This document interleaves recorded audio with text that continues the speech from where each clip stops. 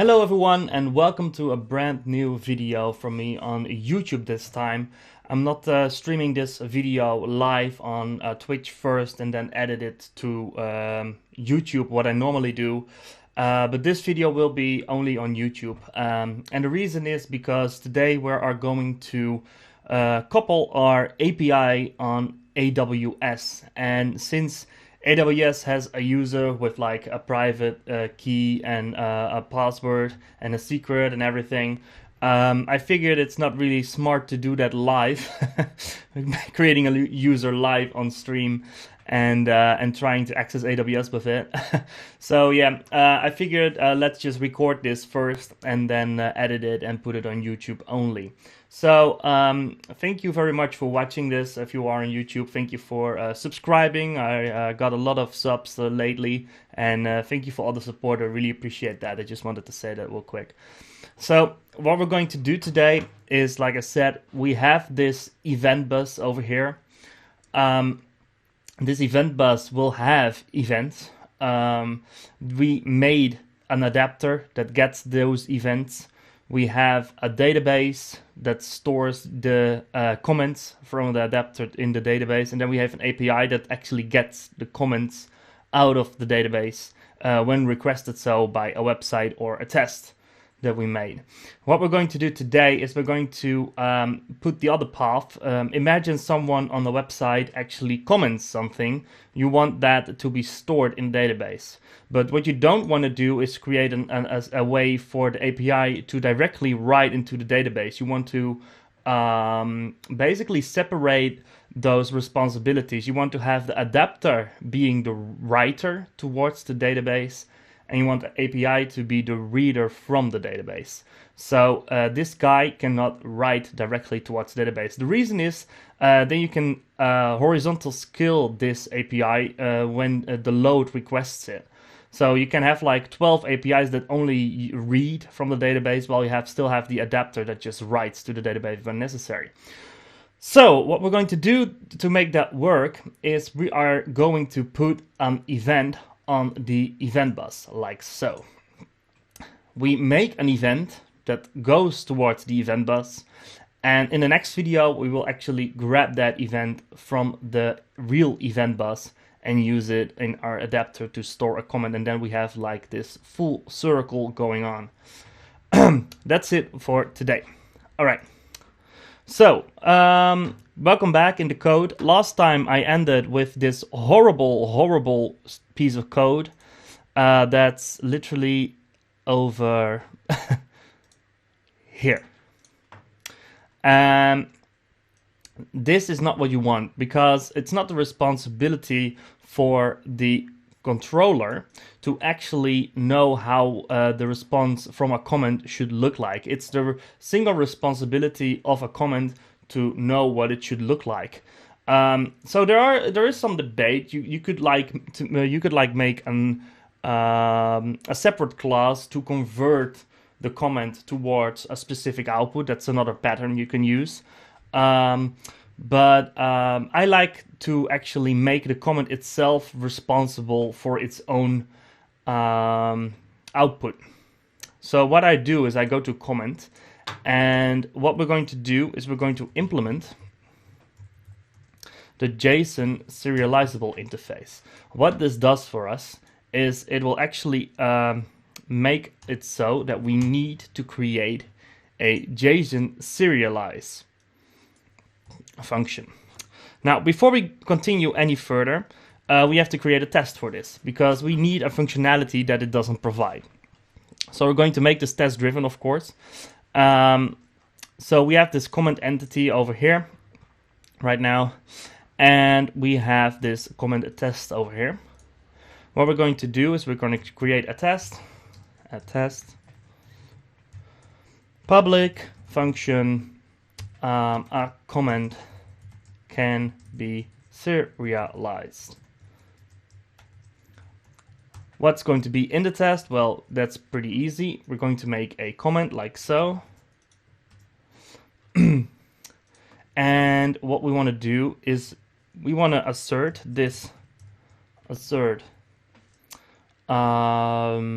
let's say assert JSON string equals JSON string. Is that right? I think that's right, yeah. And we want it to be like, let's just say, okay, we want this to be like a JSON like that. It's not good, but we can see what will come out of the test pretty soon. And the actual JSON will be comment, and we put that into a JSON encode. Right there.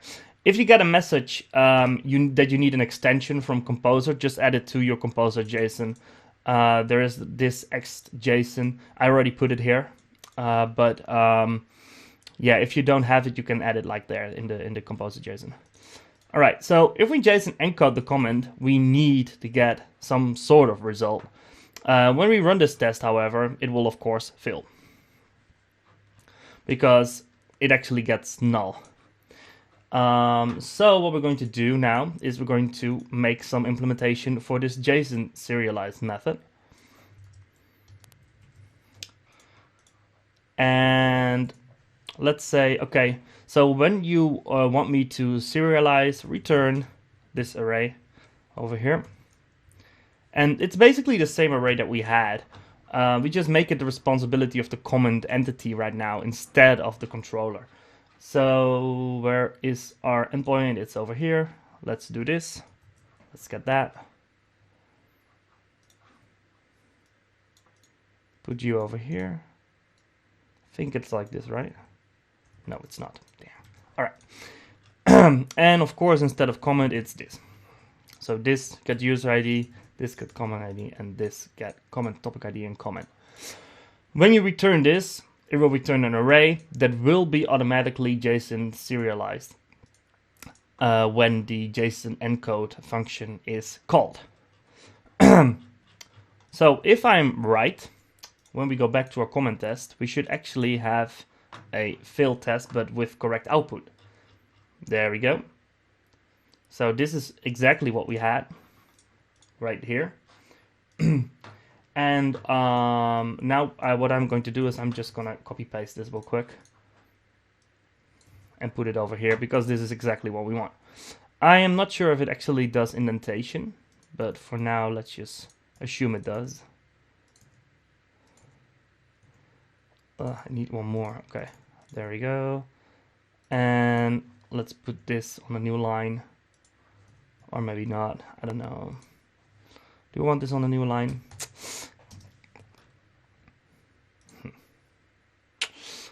Oh well, let's just keep it at this for now. If someone comes to me with PSR2 things, then let me know. I think this is wrong in PSR2, but whatever. So as you can see, we have a succeeding test right now. The test is passed, and now we have this correct JSON serializable.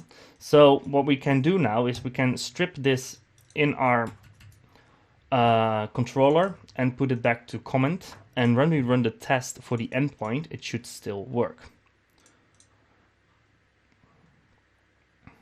There we go. So now we've validated that when this endpoint is called, the fixture that it gets back, or I mean the content that it gets back is exactly the fixture, which is exactly this. Okay, so now we fixed that. What we're going to do now is we're going to create a separate endpoint. This is like a get endpoint for getting comments. We want to have like a post endpoint. So instead of renaming this to comment get endpoint test, I will just make a post endpoint. But maybe I'll refactor it later on. So make a new class, comment post endpoint test. There we go. We extend our web test case. And what we're going to do is we're going to make a test public function a comment can be posted. This functional test will, like we did earlier, create a client. $client equals this create client. Oh yeah, of course. This client will have, hang on.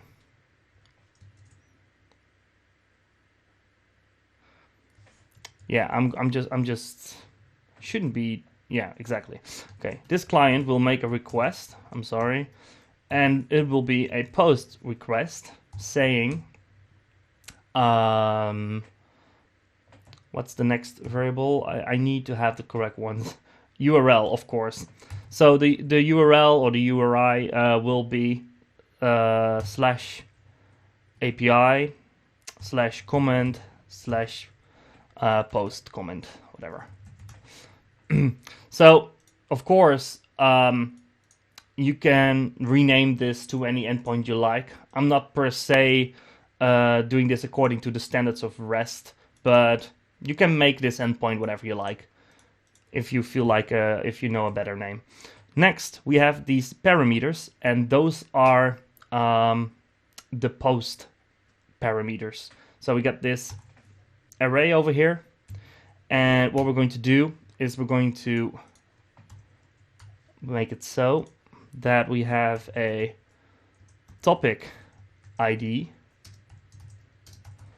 which is, I don't know, B, capital B this time. Oh, sorry about that. We have a, let's say, user ID, which equals, let's say, capital A this time. And we have a, why is my indentation so weird? There you go. And we have, of course, the most important part, a comment, which equals subscribe to my channel. I'm just kidding. This sucks so hard. Yo, YouTube. Or hi YouTube is even better, right? Or let's say hi YouTube.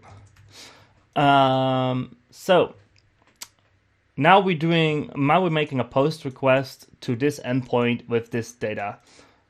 So what we're going to do now is, of course, we're going to say, okay, this assert equals, let's say 200, and then this client, client get response, get status code. So let's run this test. It will, of course, fail because we didn't make an endpoint. Now we're going to make this endpoint because, like I said, we get a 404. So let's make this endpoint, config, routes. I already made it beforehand, I can see. Let's just delete this and make it again. Post, comment. I came prepared. Path, API, comment, and let's say post comment like we did earlier. We could also specify that the only method it can use is post. That being said, you should create a test that it actually will throw an exception or a specific status code when it's on a get. We won't do that today, but just saying you can do that if you want to. And the controller we're going to use is app comment infrastructure comment post endpoint, and let's say create comment, I don't know. So now we need to make this controller.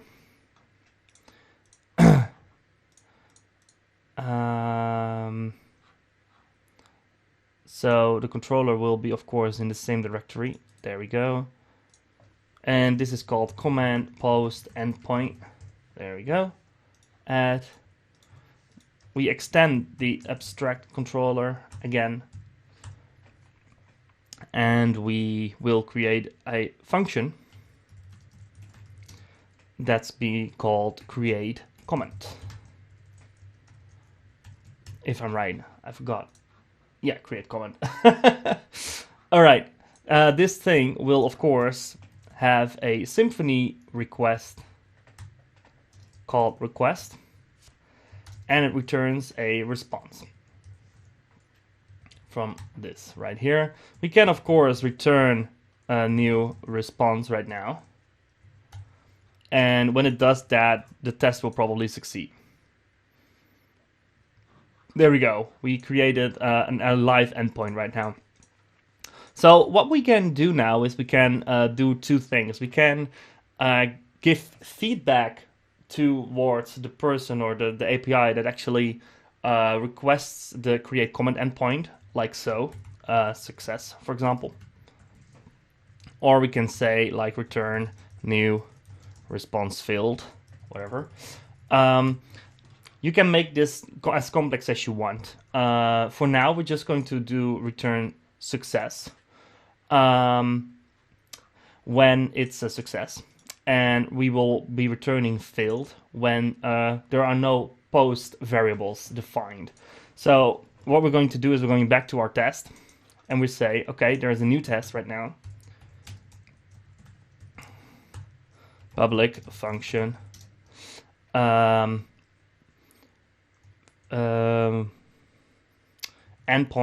I don't know, endpoint returns filled when no data, post data given. So, of course, we also want to assert now that this thing not only returns a 200, but it also get content returns success. Oh, oops. And this thing, we want to have the exact same thing, apart that it submits an empty array, and this should say filled. Now this will fill, of course. Maybe the top one won't, I don't know, but no, the top one is actually success, but the last one filled because we don't get the expected result. So what we're going to do right now is we're saying, okay, if, let's say, $request, I think it's get parameter.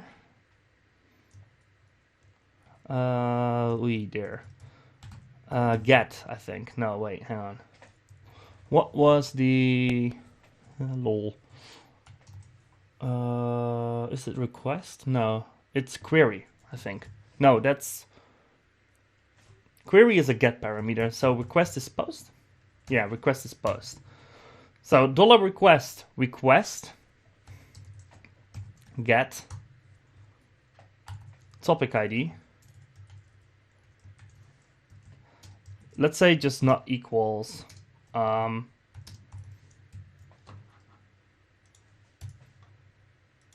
let's do it for now like this. If not equals nothing, and let's say and where are you? There you are. User ID and comment.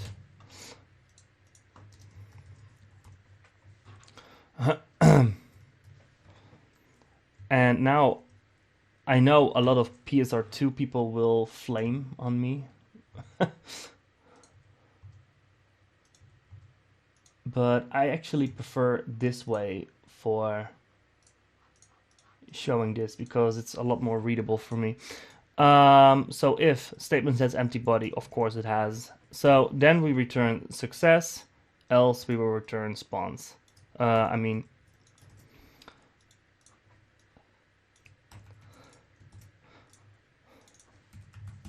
There we go. So let's see what it does now. I don't know. So yeah, this showcases why something else I wanted to show off, because what I want to do is I want to check if this is not empty. So I'm just going to refactor this a bit, because the reason is that what I want to do is I want to check for not happy stuff, and I want the happy path to be the end of my function. So I'm just validating this. I should have over here.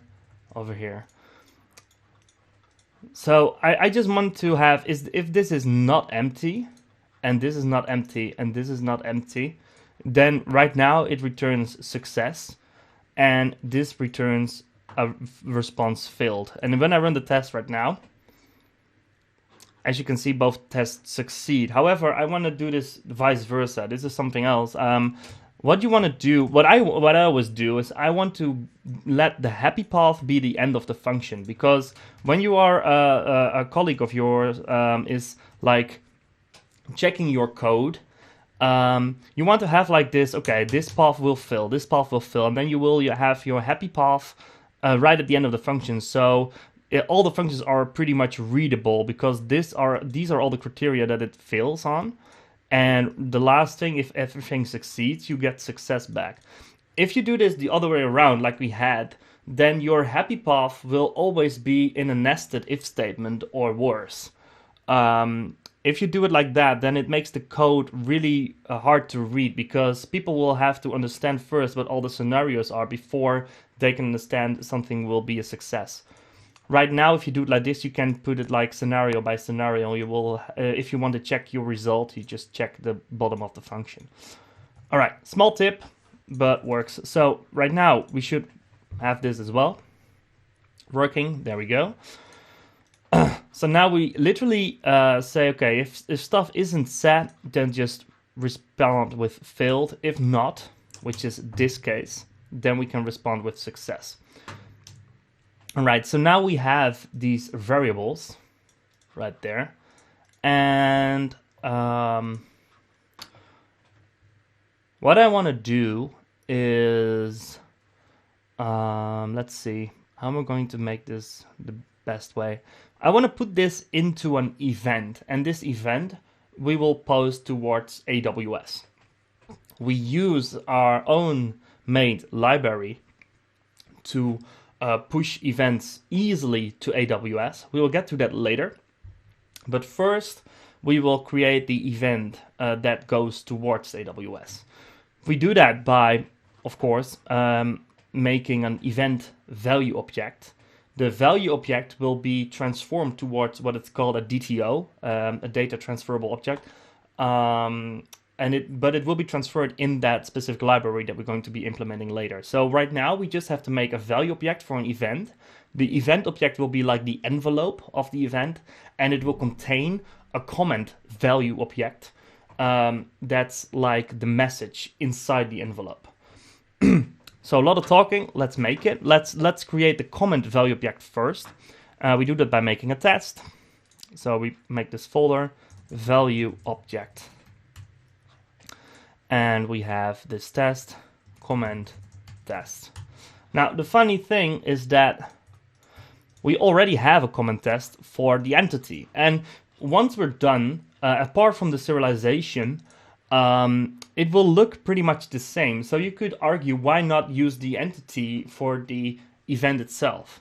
And the reason is already, the answer is already being answered, because the entity is part of your own domain. It's part of your own, let's say, inside the repository, inside the adapter. It's your own entity. The value object, however, is more like of a representation of what kind of data you want to store on the event bus. So it can have different types or different data.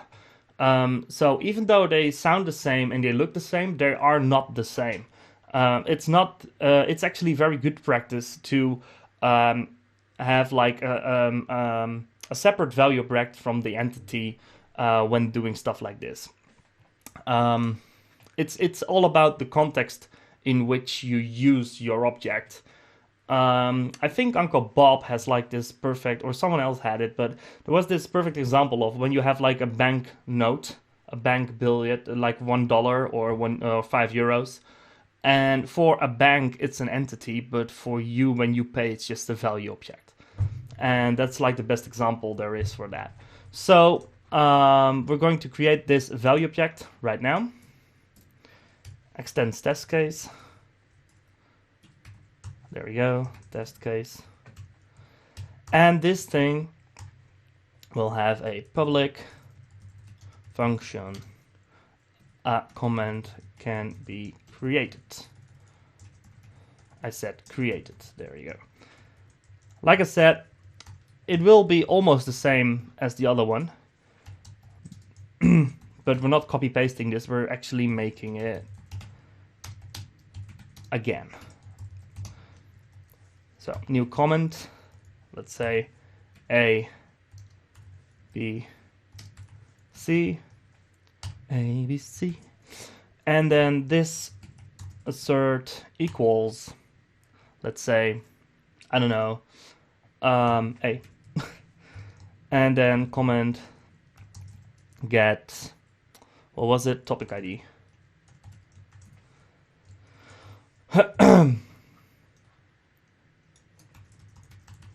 And then we have B and we have C and we have get user ID and get comments.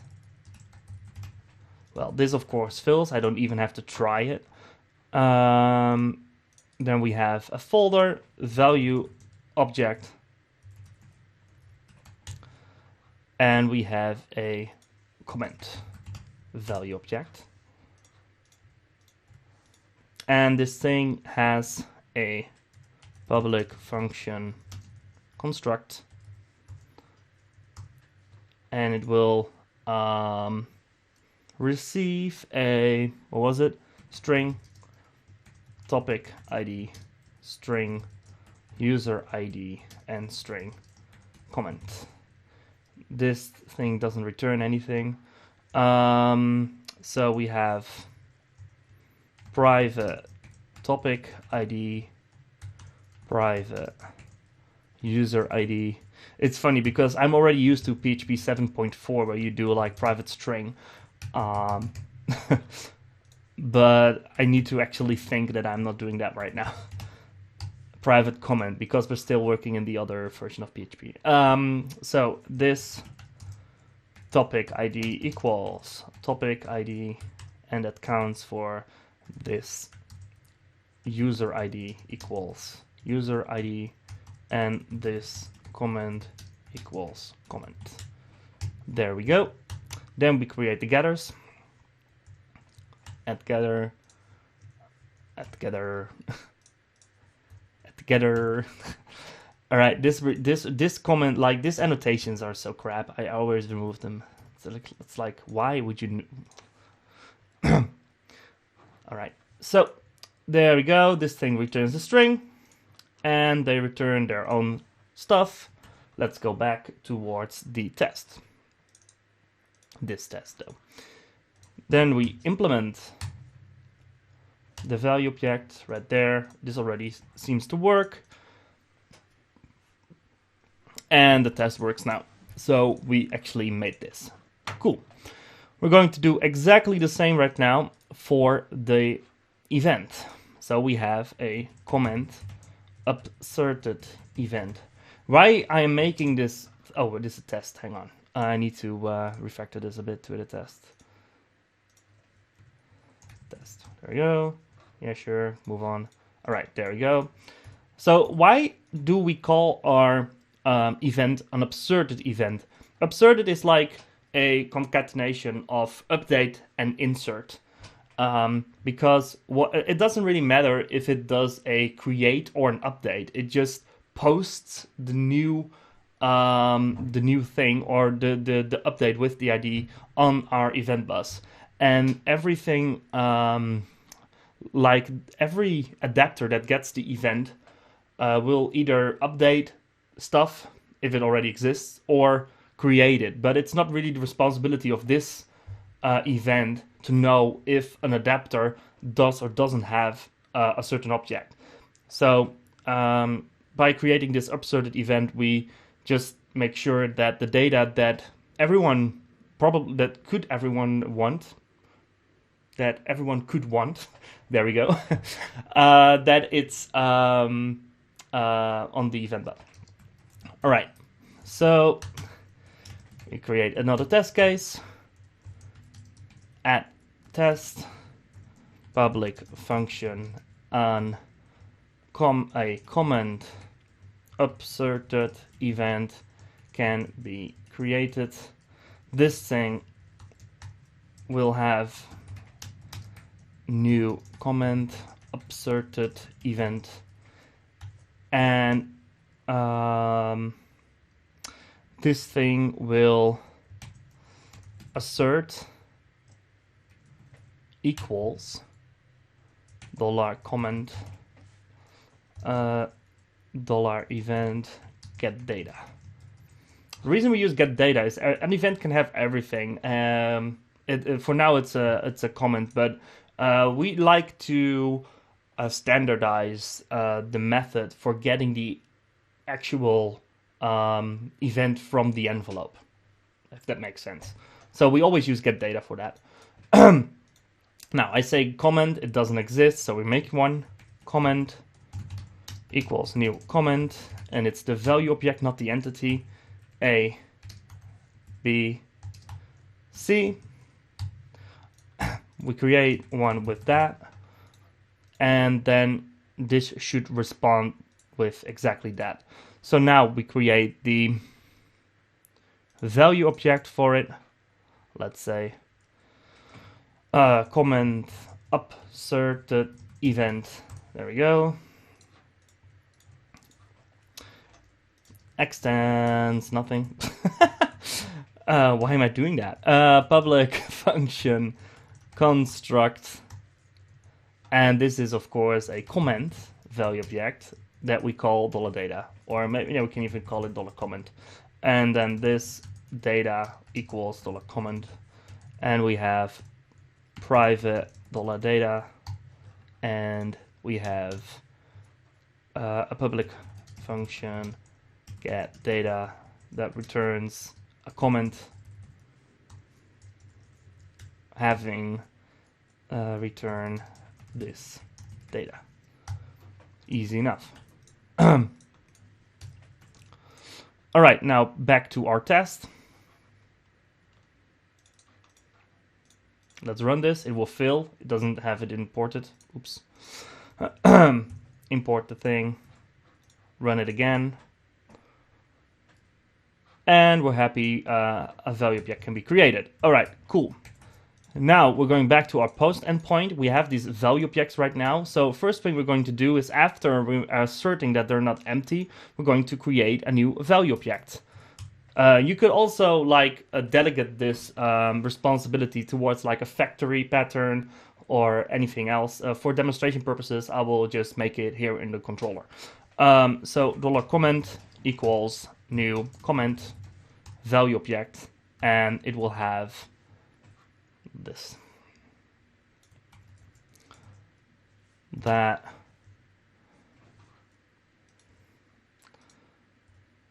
there we go, that, and that. We do that. What we're going to do after that is we're going to create an event. So let's say comment upserted event equals new comment upserted event, and we have this event. Okay, so next thing is we have to post it towards AWS. Like I said earlier, we use a specific library for that. So it's time now to actually install that library, configure it with the AWS config, and actually see if our event message gets posted towards the event bus. So before doing that, I need to explain a little bit about AWS. So like I said, we are going to post this towards our event bus. But how does the event bus look like? Well, let me make some space over here.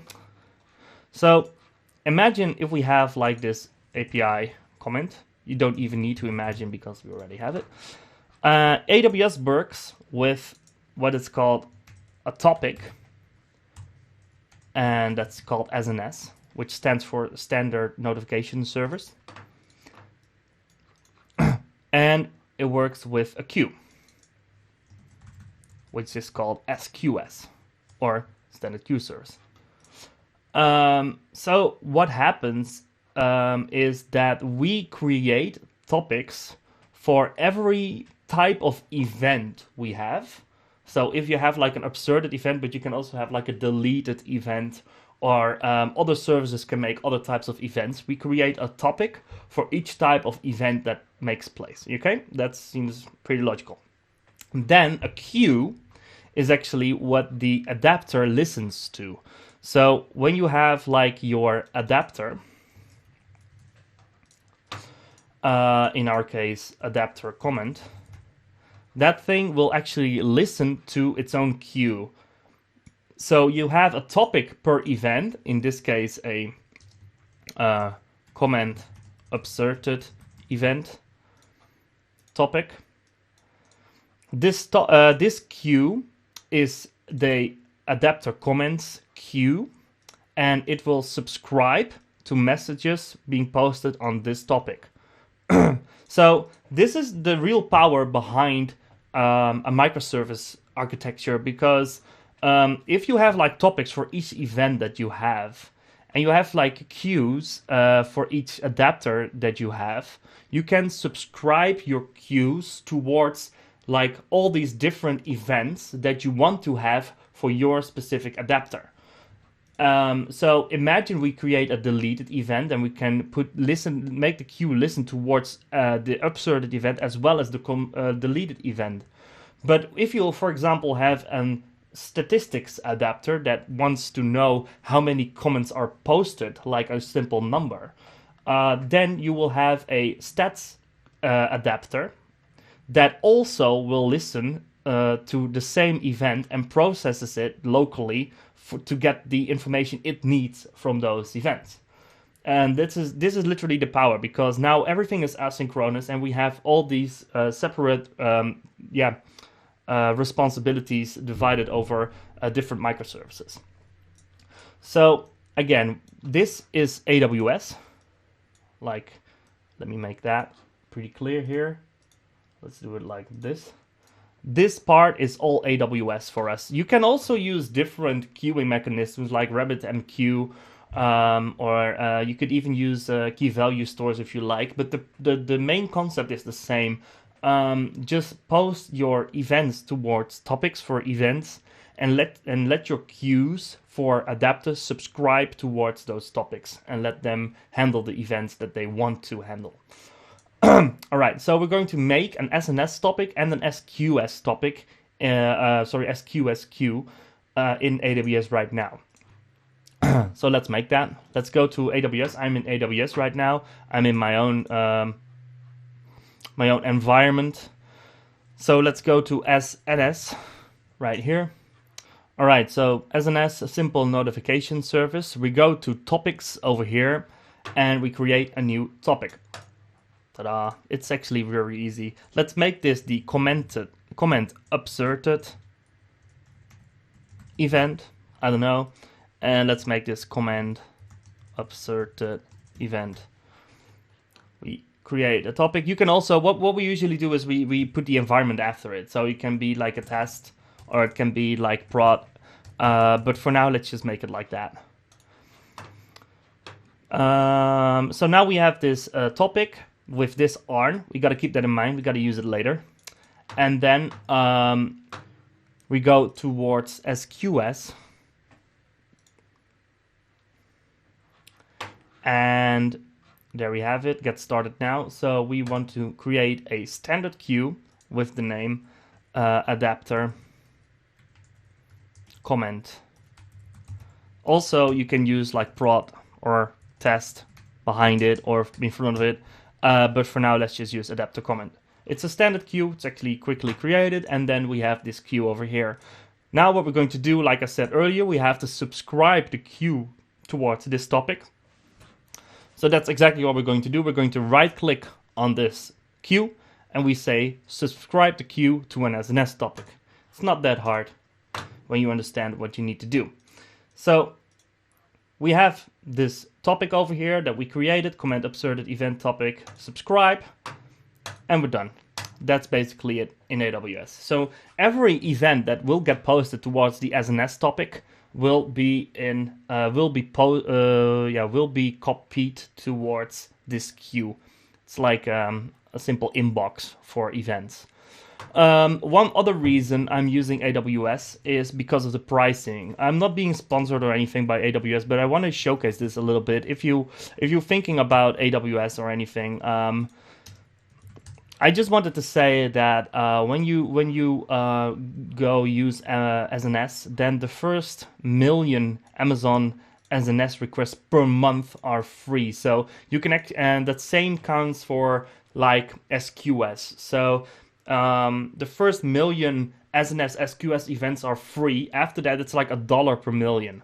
So if you can get a million events, like a million comments, or maybe 250k comments, and maybe some 500k other events or whatever, you're still paying zero. So that's the reason why I use it. Like I said, you can use your own thing like RabbitMQ or anything, but I get a lot of messages that Amazon is pretty expensive, but this part of Amazon, AWS, is actually for me pretty much the way to go. All right. So that being said, I'm going back towards the API, and we're going to include our own package. So let me go to packages and showcase that a bit. Because at the place where I work, being in Vara, we have this Simple Bridge AWS Bridge Bundle, Simple Bus AWS Bridge Bundle. And when you require that, it just requires a simple set of configuration details with like the topic that we're going to post on, etc., etc., etc. And it will just do a lot of stuff for us that we don't have to do. So we go back to API comment. We go to this thing over here, which is called terminal, clear, and we do compose require. I said compose require this bundle. We execute the recipe because we want it to create some stuff for us. And one thing we need to do is we have to add it manually to the bundles.php because we haven't been able to to make it so that it automatically adds the thing towards bundles.php yet. I don't know why, but for now, let's just make it so. So we copy paste this from the README and we put it in here. And now it will have this bundle activated. We will need to configure more stuff later on, but for now, let's just keep it like this. This will give us the Simple Bus implementation. Simple Bus is a package, I think, made by Matthias Novak, who is a great guy, made a lot of cool stuff for Symfony. He also has a YouTube channel, so make sure to check it out. I will post a link to his channel in the description. And I think he made Simple Bus, and we made an implementation on that. Simple Bus is just basically an event bus package. It saves us a lot of time. So, that being said, we're going to actually inject that Simple Bus into our controller. Are we going to test that? Yeah, we should test that. So, we will have this endpoint test, and do I want to create a separate test for this or not? Let me think real quick. For now, let's not make a specific test for that, because it's all almost implementation, and our functional test actually covers it. So let's just skip that for now. But if you want to get picky, then you could make a unit test for this specific use case. But for now, it's just, for me, it's configuration. So let's just configure it. We have this argument. We got this common endpoint. We didn't actually specify the other one as a service yet, so let's do that. We got this app, comment, infrastructure, and we have comment post endpoint. Then we have an argument, and we have one event bus. And it's actually an alias towards, I think out of my head, it's simplebus.event bus. This thing will create a server alias towards the Simple Bus package that we included, and it will put it into this variable. So when we go back here, we will have this public function construct. We have this, private event bus, which is from the Simple Bus Symfony bridge. called event bus, and this event bus equals event bus. There we go. Okay, so now we're going to let the event bus handle our event. So this event bus handle, and then comment upserted event right there. This is all we have to do. The event bus will handle the rest. We just have to configure it to actually handle it to the correct topic, AWS topic. So let's just keep it like this. And let's go to our services. We have this event bus over here, okay? And now we're going to go towards our packages, and we need to create the configuration package, or the configuration file for the package.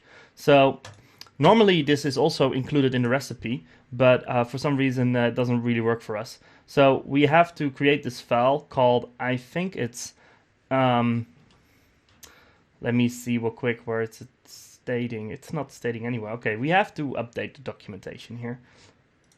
So let's paste it. We have to create this file called Simplebus AWS Bridge. And it has two things in it. It has the configuration for the Simplebus bridge. This thing we can remove. We got to create our own. And it has the Simplebus asynchronous configuration as well. This is the important part, because this asynchronous will actually post our messages towards the AWS bridge. What this actually does is it's creating a so-called middleware into Simplebus, and that middleware will handle specific events that we define over here with a specific namespace. And when the namespace matches the namespace of the event and here, then actually this middleware called SNS Publisher will get that event and push it towards AWS for us. So we just have to define here what our namespace is, which is app / comment thing domain value object comment upserted event right there.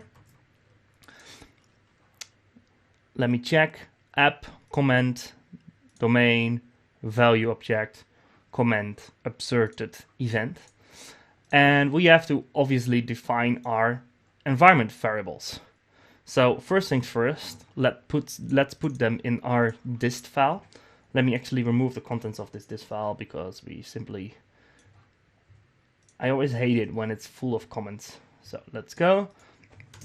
Because we have to create these env things. AWS key equals replace me. Let's just duplicate this. And let's put this. AWS secret, region, topic arn, and SDK version. Right there.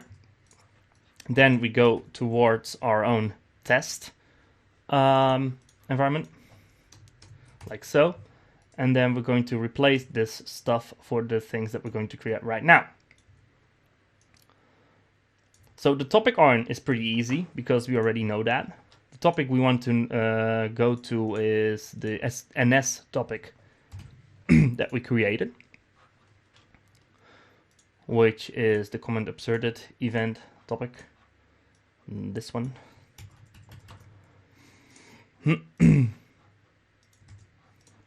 And we also need everything else. Let me just see. The SDK version is, I think, hard-coded, because it uses a specific version of the SDK, and I think it's the latest, but I am not really sure. So let me look up. Out of my head, it's 2010 0331. That's out of my head. I need to check it. For now, let's just continue. So we got the region, which is EU West 1. You can check that by actually checking in AWS to see which region you are. I'm in Ireland, So Ireland is EU West 1. I'm not in Ireland, I'm in Amsterdam, close by. But the region I'm using is EWS 1. And then we have the key and the secret, and those are both from our user that we're going to create right now. So AWS uses like IAM for user management, and what we have to create is a console user. So we add this user. I usually call it CI, so I know it's a command line interface, and we call this comments. Let's just make comments. What you can do is you can create specific users for both the API and the adapter. So you can have like this separate permissions for both. Oops, sorry. But we're not going to do that for demonstration purposes. So I will create one user that has access to both the SNS and SQS, but you can separate that if you want. So we give this programmatic access. And we give this guy permissions. So we're going to create a group first. We haven't made that yet. So let's create a group called SNS and SQS allowed. I don't know. And we gotta have these permissions assigned to them. So we give them SNS full access and SQS full access. Create group. So we have both of them and we attach this user to this group. Next, you can tag them. Tagging is really handy if you are a business that wants to keep track on their billing a lot or other purposes, but billing is one of the most used, I think. For now, we're just going to skip this. And we create the user. And now we're happy because we have an access key right here. And we also have a secret, like here. That being said, now we have the configuration done, and we have our configuration done here as well. We also specified that we are using the SimpleBus AWS bridge in all three environments. Normally, you don't want to run it in our test environment, but for the purpose of this tutorial, we keep it in the test environment as well. You kind of want it to only use it on prod and dev. So once we say, okay, event bus handle it. Right here, it should post a message on our event bus. So the event bus over here is a real one in our test. It's not yet imported. Let me see. We use a functional test, so it actually is important, but it doesn't use the correct env settings. So if we wanted this test to run, then we would have to create an .env.local and do the same thing. But I want to actually let this run inside a test. So what we're going to do is we're going to create a separate test for it. So let's public function endpoint creates an event on the event bus. This is what we call an integration test. You don't have to use it. I'm probably going to delete it after we've tested that it works. But you can. What we usually do for integration testing is we put a specific folder for the integration test, so we can exclude it from our normal test suite.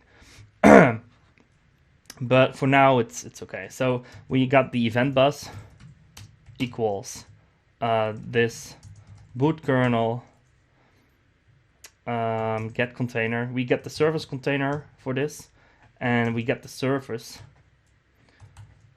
at simple bus event bus. There we go. And what we're going to do is we're going to create a new controller or endpoint equals new command post endpoint.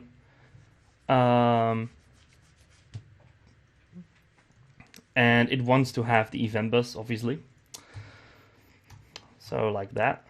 What's not working? Oh yeah, of course. We have to say that this is an event bus for PHP Storm. Otherwise it doesn't understand shit. All right. Now we got this endpoint, then we create a request, new request. And what we're going to do within the request is we don't use a query, we don't use the request, we actually have attributes, I think, question mark, I think this is attributes. No, attributes is the get endpoint, sorry, this is actually request. So this thing will have everything we have over here, make it so that it's actually correct, like that. And what we're going to do is we're going to call for endpoint create comment with this request. What we're going to do next is we're going to check out our queue, which is in SQS. And we're going to right click on it and say view delete messages. Now we can, for like 60 seconds, poll messages and see if the message comes in. If it's over here, then it also successfully goes towards the topic and from the topic towards the queue. So let's run this test, see what it does. Maybe I forgot something. I think I forgot something. You need to enable Simple Bus Event Bus bundle as well. Okay, so we forgot some other bundles that we need to include. I actually forgot two, so I'm skipping one more thing over here. Let's go to bundles and let me check real quick which one I need. I need these two.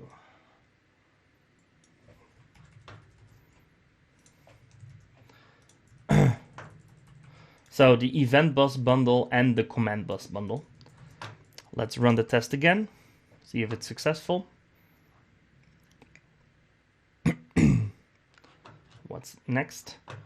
We have requested a non-existent service at Simple Bus Event Bus. That's because we are in our testing environment and our testing environment doesn't have this service yet. So we have to create an alias.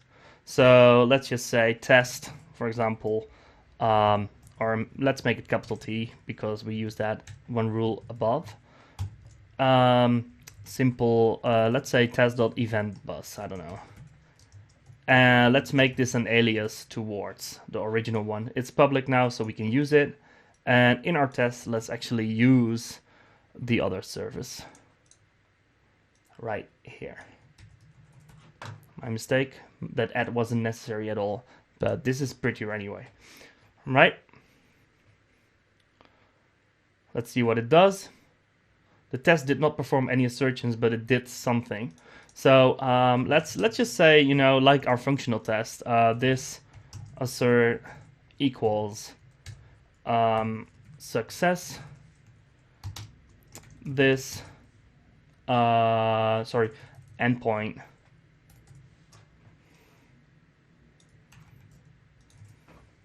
request. There we go. Now we actually are testing something, and it's an integration test. Let's put up the queuing again, just to see it. It already is here because from the other test. Let's just delete it and see if it comes in again. So we deleted this, we are polling right now. Let's run our test and check if it comes in. One test failed, but it still posted it on the message bus. So why did it fail? Failed asserting that response object, oh oops, my mistake. Yeah, let's say just response equals u. And let's put this just $response get content. Let's run this again. Now the test succeeds. And we have another message on our topic. So let's check it out. This thing is serialized. That's what the bus, the thing does for us. So let me get rid of this irritating selecting thing. Go away, dude. Hang on. All right, more details. Check this out. It has AWS, or it's a command absurd event. Or that's the topic, sorry, posted to the topic. And the data of our event is topic ID B, user ID A, comment is hi YouTube, right there. So next time we will be focusing us on actually the adapter that will get this comment event from the queue here and actually inserts it towards the data store itself. And then we have this full circle around working. So again, thank you guys for watching. Thank you for being here. Leave a like and a comment if you enjoyed it. Only if you enjoyed it. No, if you didn't enjoy it, let me know as well. I love the feedback. So thank you everyone for watching, and I'll see you guys in the next video.